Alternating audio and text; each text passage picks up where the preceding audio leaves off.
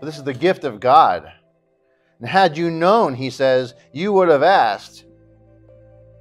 Like we learned in John 3, you can't do anything for it. You can't do anything to earn it. You can't take it by force. You can't do anything but ask. That's all you can do. Listen to this from James. James, the half-brother of Jesus.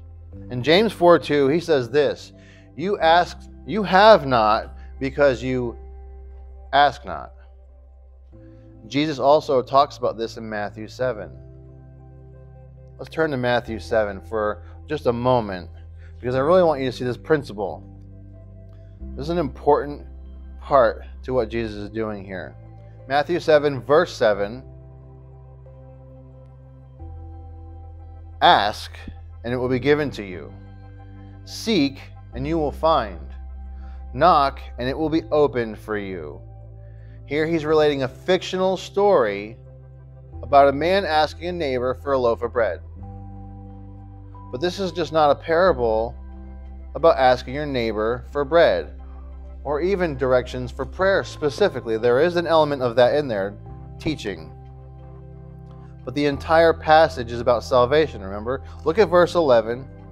If then you, being evil, know how to give good gifts to your children, how much more will your Father, who is in heaven, give what is good to those who what? Ask. They ask him. Capital H. Ask him. Okay, I'm not talking about works of salvation. I'm not going to get into that debate, but we're looking at the heart of the one who's asking. They know they're dead to sin. They know they are wretched. They know they offer nothing spiritually, physically, ritually, or even traditionally. They hold out empty hands as a tax collector. So Jesus is saying, back to the woman at the well, you have not because you don't ask. But she still thinks they're talking about water.